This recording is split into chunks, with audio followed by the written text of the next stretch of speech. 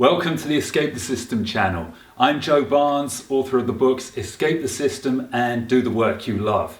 Now today, before I get into the video, I've got some very exciting news. It's the 4th of December 2023 and my new book, The Rebel Code, has officially been launched. If you want to pick yourself up an early copy of the book, I'm running a discount just for this week, 4th of December to the 8th of December on Amazon. You can get the Kindle version for $1, you can get the paperback version for $8.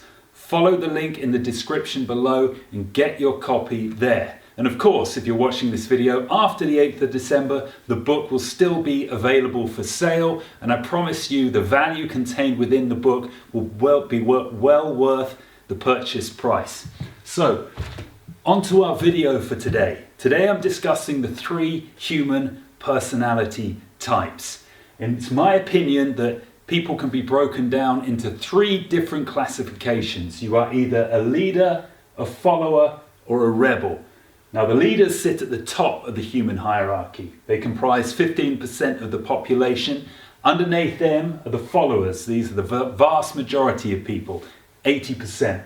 Right at the bottom of the human hierarchy, we have the rebels. They only account for 5% of the human population. Now these 3 personality types work in harmony to advance and continue the progression of humanity because each one of them has a different role. For the leaders, they are ruling over the status quo. You have the followers who obey the status quo, and the rebels right at the bottom, their role is actually to challenge the status quo, create a new paradigm shift that the leaders can then rule over and the followers obey. Now most rebels don't know that that's the situation. They go through life feeling that they're at the bottom of the human hierarchy. They have no real place in the world, that they're the outsiders. And if you're watching this video as a rebel, and of course this video primarily is made for rebels, then there's something you need to understand. You may have spent your life feeling like an outsider, feeling like you don't fit in, but you actually have a higher calling. Your job is to realize your potential as a change maker, as someone who challenges the status quo, and by doing so, you can climb right to the top of the human hierarchy because you will create the paradigm shifts, whether that's within your organization, institution, family, maybe even country, that then set a new agenda for the leaders to rule and the followers to obey. Now, how do you know if you're a rebel, a leader, or a follower? It all depends on your needs. Leaders, followers, and rebels are driven by 3 distinct and different needs. The leaders are driven by the need for power. They want to accumulate positions of authority, and if they're a good leader, they will use this power to do what's good and right for the majority of people in their organization or family or whatever situation they might be in. If they're a bad leader, and it's my opinion that the world is primarily filled with bad leaders, they will use their position of power and their need for power to promote their own personal gain. Followers are different. They don't care about power. What drives them is security. They need to feel secure. As a result of that, followers don't tend to have particularly exciting or enjoyable lives, but they're okay with that. They don't mind. So long as they feel comfortable, so long as they feel safe, they're prepared to put up with a certain amount of stress and difficulty in their life, just so long as they have security. Right at the bottom you have the rebels. Now they're not driven by the need for power or the need for security. What drives the rebels primarily is the need for freedom. They want the freedom to determine the direction of their lives, and they want the freedom to be themselves and to allow their creativity to shine. They also have a secondary need, and that's the need for meaning. They want their lives to be meaningful. They want to feel that they've had some positive impact on the world with their time on the planet. So this is how the human hierarchy works. And as I said, this video primarily is for rebels. I am now going to cover 4 of the 12 steps of the Rebel Code. The subtitle for this book is actually 12 Steps to Find Your Place in the World and Win. I can't cover all 12 of them in this video, it would just take too long. So I'm going to go through 4 of the different points now to show you how to become a successful rebel. So the first step that I'm going to cover today, and this is the first step from the book, The Rebel Code, is create your own world, but don't get lost in it. Alexander the Great became king of Macedonia in 336 BC. Shortly after that, he launched a campaign that ended up creating, at the time, the largest contiguous empire that the world knew. He, at heart, was a rebel. Now that may seem a strange thing because Alexander the Great is always seen as one of the greatest military leaders of our time. And undoubtedly, Alexander the Great had many phenomenal leadership qualities. But the reason I say at heart that he was a rebel, because he had a totally different vision to other Greek kings at the time. Alexander had a very powerful and successful father, King Philip, and he went around conquering many of the Greek city-states. But Alexander's vision went way beyond the walls of the Greek city-states. He had a bigger vision for his life, and that was to literally conquer the world, or the known world at that time. Now this kind of thinking is rebel thinking. It's not leadership thinking, which is seeking to consolidate power. It's rebel thinking, which is seeking to do something which has never been done before. Now essentially, through being successful, what Alexander the Great did is he expanded this version of what his world was. His world stretched from Greece in the west all the way to the Indus River in India in the east. He conquered all of these territories and set up different kingdoms and cities named after him, called Alexandria. There's one in Egypt that still stands to this day, to show the world essentially that this was his territory. This was Alexander's world. Now, why am I telling you this? What relevance does this have to you in the 21st century? Now, I'm certainly not suggesting that you as a rebel are going to need to conquer different territories in order to fill the first step of creating your own world. But I use Alexander as an example because he's the most obvious and eye-catching example of a person who was able to create their own world. Now, why would you want to do this as a rebel? The main reason is it's going to allow you to live in an environment which allows your personality, your talents, your creativity to flourish. Now, the leaders and the followers are going to be very critical of you in your attempt to do this. They're going to tell you to live in the real world, that all these fantasies about creating your own world, living the life of your dreams are just nonsense. And you have to accept the reality that we all live in the same world and there are certain rules. The leaders are on top, the followers are underneath, obeying, and the rebels are just the outsiders. Well, I suggested to you in the first part of the video that that's not actually the case. And in order to fulfill your role as an agent of change, you'll be best suited to doing that by creating your own world. Now, there are 4 tenets to creating your own world, and they are as follows. Be in charge of your own time. You don't want to be working on somebody else's terms. Number 2, only spend time with the people you love, like, or tolerate. Try to avoid negative, toxic people. Number 3, live or work in an environment that pleases you. Your world, literally your environment, is important, so try to make it as harmonious as possible. Number 4, express yourself without concern for what other people think.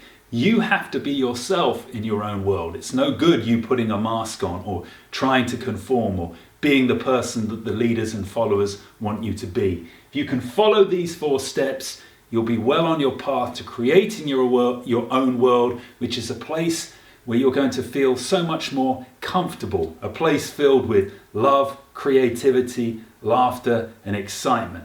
However, in the process of creating your own world, be aware of the second part of step 1. Don't get lost in it. There's a big difference between creating your own world and getting lost in your own world. And you don't want to fall into the latter category.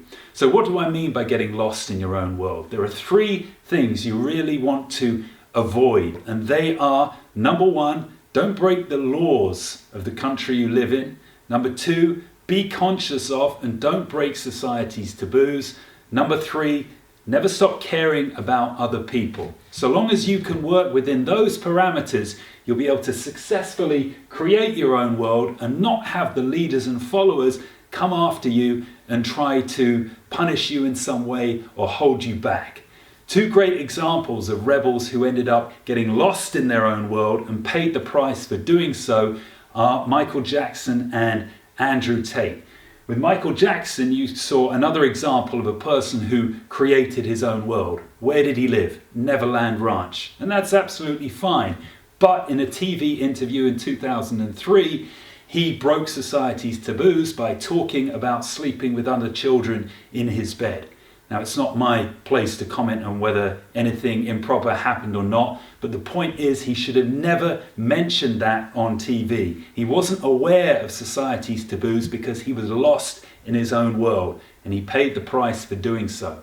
Now, Andrew Tate is another example of somebody who's created his own world. He boasts about having 7 or 8 different passports and has a mansion in Romania. But he also seems to have overstepped the mark and potentially have broken the law, and he's spent many months at the beginning of this year in jail, and I believe he's still under house arrest. So he's either broken the law or he's crossed some of society's taboos as well. So be careful in this quest to create your own world. There are limits within which you have to work. So we now move on to our second step, and it happens to be the 4th step from the book, which is work on your own terms.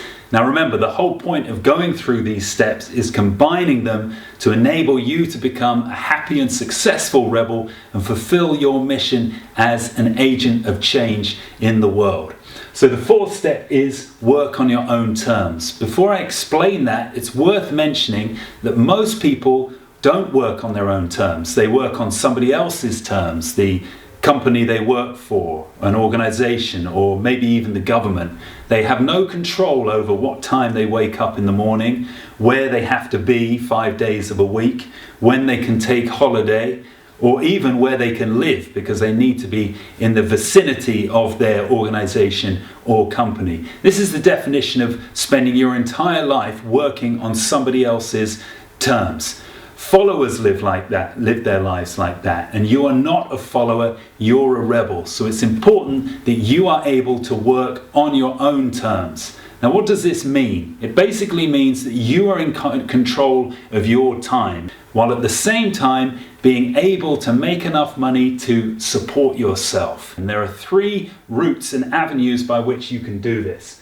Number 1 is you can quit your job straight away and begin pursuing a passion or dream that you have. Obviously, this requires that you already have an idea of something that you're passionate about or something that you want to do. And if that's the case, you can follow this path. Be aware that this is very risky. You're taking a risk because there's no guarantee that you're going to make money with this endeavor. However, at the same time, it gives you an unlimited amount of time to be successful at making a living from something you're passionate about. You may think it's crazy, but some people have followed this route and been successful. One example immediately springs to mind, and that is of the famous blogger John Morrow. Now, he has a very interesting story because in his 20s he was involved in a car crash that broke several of his bones and left him unable to work and with a lot of time on his hands to think and recover. During that time, he felt and discovered that he was really not happy at all with the direction his life was going and decided he wanted to make a change. Decided to quit his job and pursue this passion and idea he had for becoming a professional blogger. Now, he dedicated all of his time to succeeding at this endeavor, and I think only after 3 months of creating a new blog, he was able to sell it for a 5-figure sum. So some people can be successful by following this route, but it is risky. So if you feel it's too risky, you might want to follow path number 2, which is combining a freelance, side hustle or consultancy role in order to be in charge of your time and make enough money to support yourself. Now, this is the route I followed. Obviously, my main passion is writing, and I've told you about my new book today, and I've previous videos told you about my other books, but I'm also a tennis coach and a hypnotherapist. And long before I became an author, I was doing these jobs.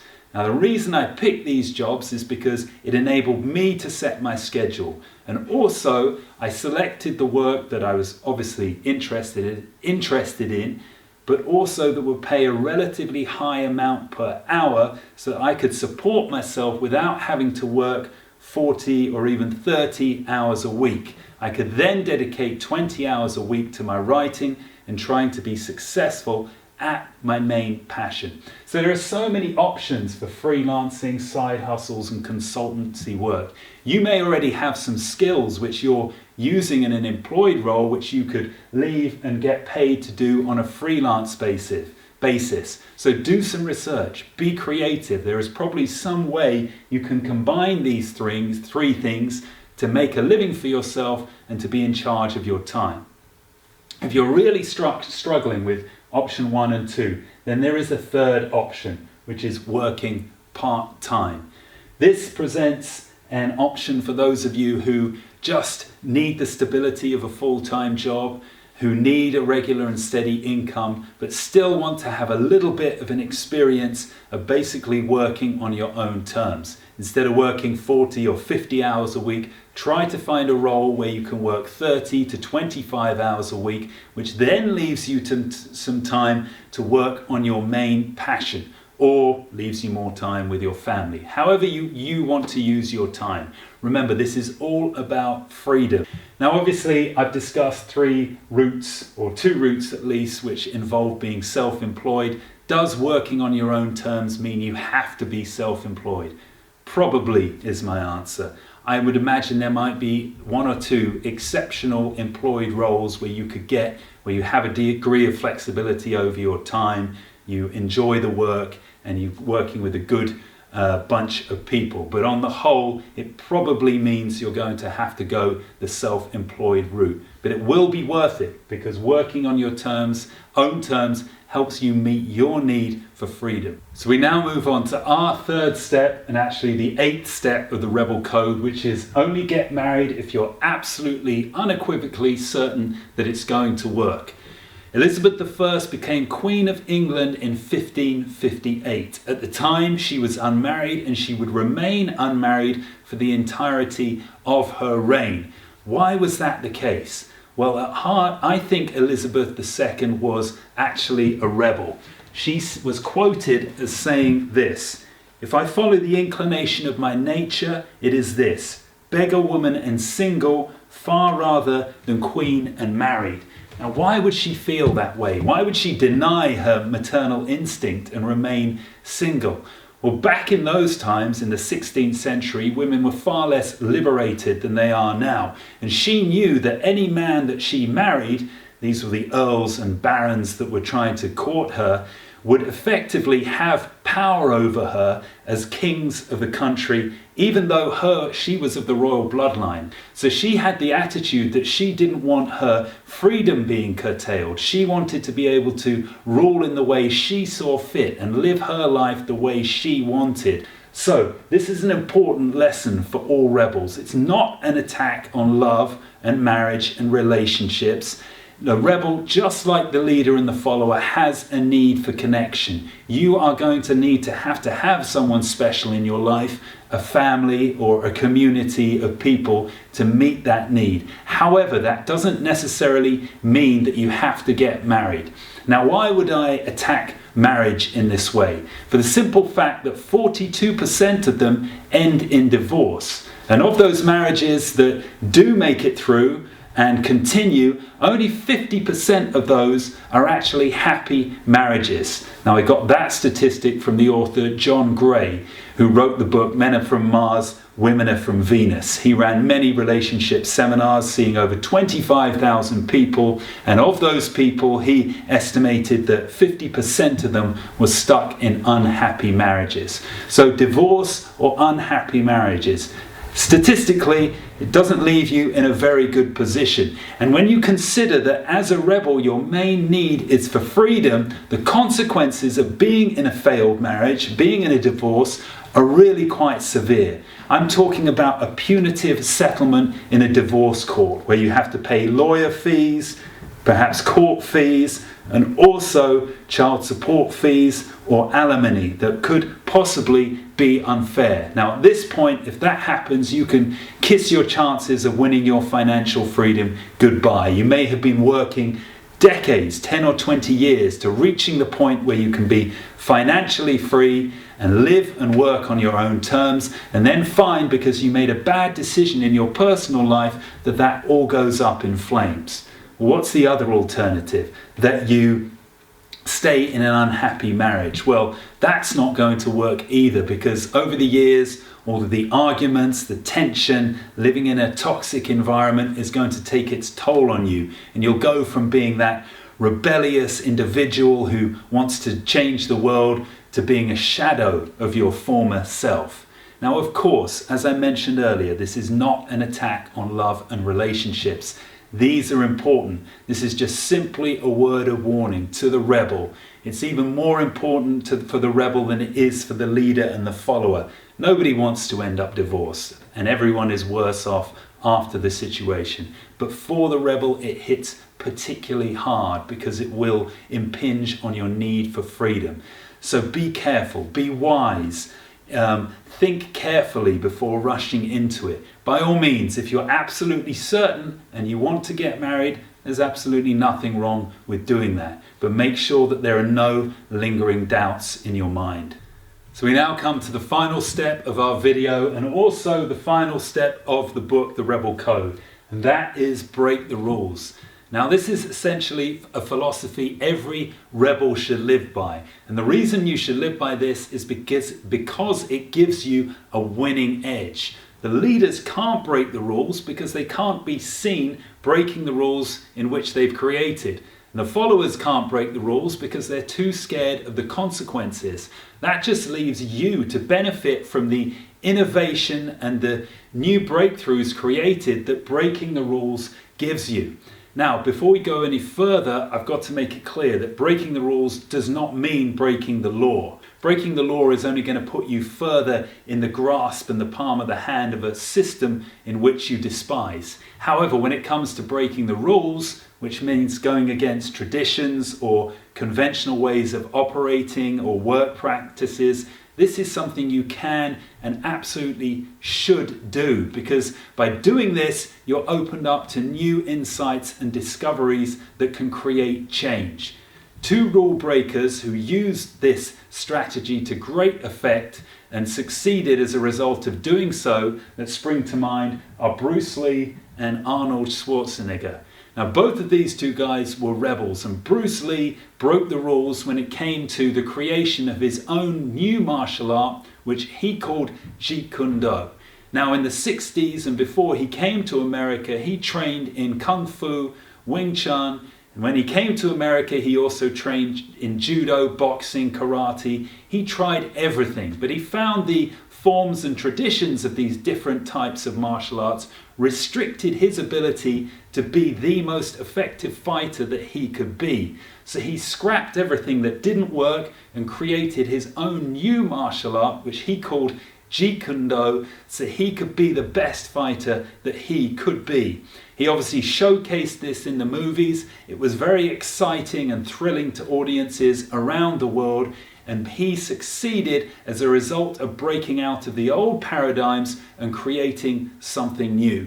Now, with Arnold Schwarzenegger, he broke the rules at every step on his life's journey. To begin with, when he was forced to join the Austrian military, he went AWOL at one point to compete in a junior Mr. Europe contest. He also went against his own parents' expectations for what he was going to do with his life. They wanted him to become a policeman. He said no. He was determined to become a bodybuilder, even though at the time this seemed like a crazy choice of an occupation to do. He also, when it came to becoming a successful actor, broke the rules. He was told by various Hollywood agents that he would never get any leading roles with his thick Austrian accent, his unpronounceable name, and his oversized and overdeveloped body. They told him, look, why don't you just go for roles that are more suited for your physical appearance? Play a bouncer, play a Nazi, do something like that. He said, no, I'm holding out for those leading roles, and I'm going to keep my name. I'm not going to shrink down my body. I'm going to be who I am. I'm going to go against Hollywood conventions and still be successful. And guess what? By doing that, he was able to stand out. He remained memorable in the audience's minds and was able to succeed. So at any chance you can get, and when it's appropriate, as a rebel, you should break the rules. This is your superpower. This is something, as I said, the leaders and the followers can't do. So you should benefit from doing that and put yourself in the places they can't go and make the discoveries that they can't make. Okay, that brings me to the end of today's video. I hope you've enjoyed it. I hope you found it useful. Obviously, all of the content I've covered here is in my book, and there's a lot more that I couldn't cover in today's video that you can discover by getting yourself a copy. The link is in the description below. Please go ahead and support my work and my writing and get yourself a copy today. As far as this channel, Escape the System, goes, of course, there will be more videos coming up. Please feel free to subscribe to the channel, like this video if you enjoyed it, comment below if you want to discuss anything I've mentioned today, and be sure to stay tuned, and I will catch you in the next video.